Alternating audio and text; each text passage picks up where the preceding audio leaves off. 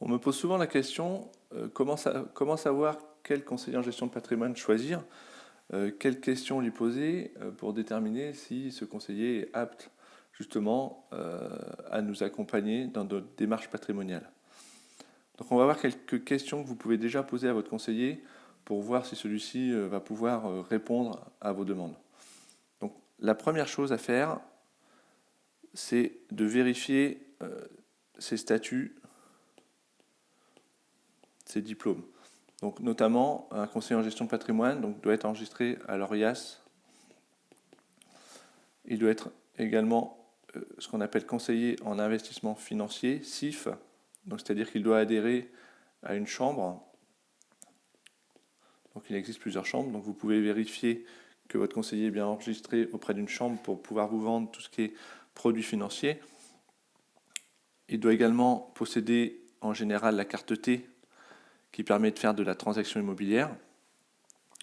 Donc là, on a les principaux statuts déjà qui vont permettre à la fois de vendre des produits d'assurance, à la fois de vendre de l'immobilier et des produits financiers.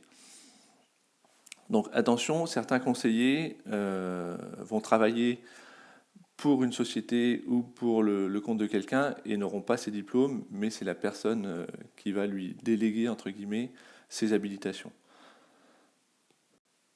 Donc vous pouvez déjà vérifier s'il possède bien toutes ses habilitations en propre ou si c'est des habilitations qui lui ont été déléguées.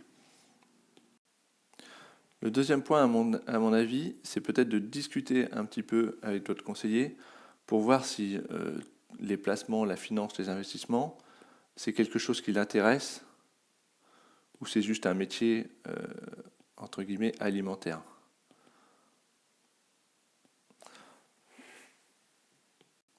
Je pense que dans chaque domaine, quand on a affaire à quelqu'un qui est passionné, si vous avez affaire à un médecin qui est passionné, qui va sans cesse revoir ses connaissances, se mettre au goût du jour, vous aurez quelqu'un de plus compétent que si vous avez affaire à quelqu'un qui fait ça uniquement parce que c'est son métier, mais qui n'a aucune passion pour ce qu'il fait. Et dans le monde de la finance, encore certainement en plus que dans beaucoup d'autres domaines.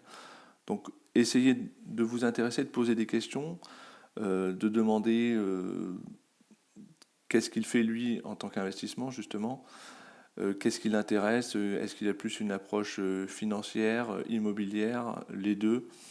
Essayez vraiment de creuser pour voir si c'est vraiment une passion, son métier, ou c'est juste pour vendre des produits et gagner de l'argent sans aucune passion derrière.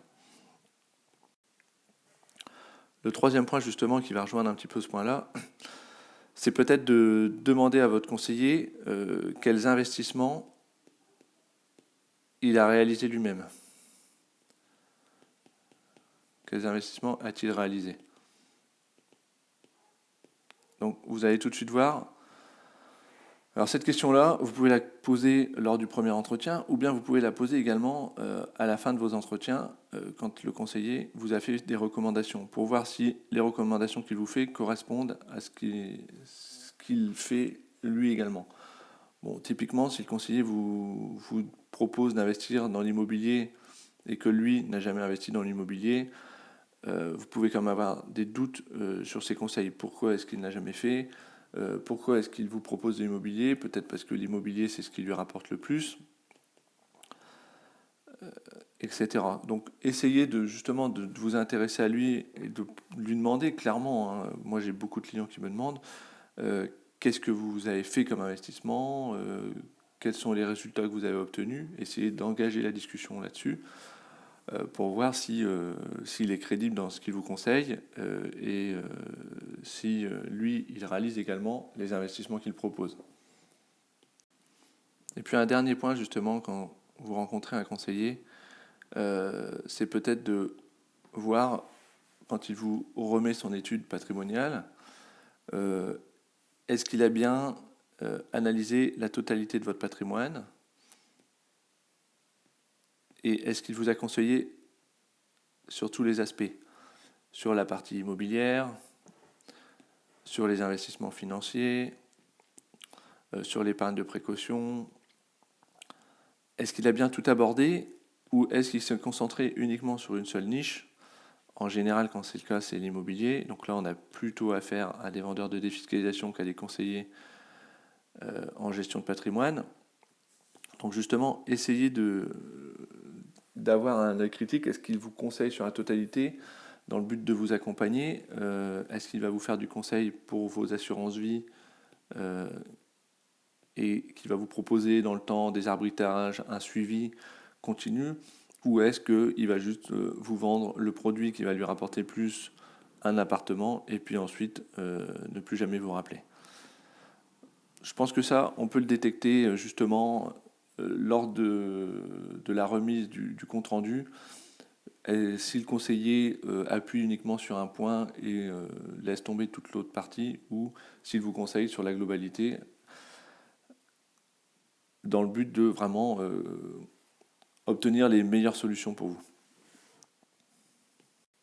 Et pour aller encore plus loin, vous pouvez même lui poser des questions en disant que d'autres personnes ou votre conseiller bancaire vous a proposé tel ou tel investissement et voir comment il réagit, notamment si c'est un bon investissement, même si c'est pas lui qui vous le vend, normalement il doit vous conseiller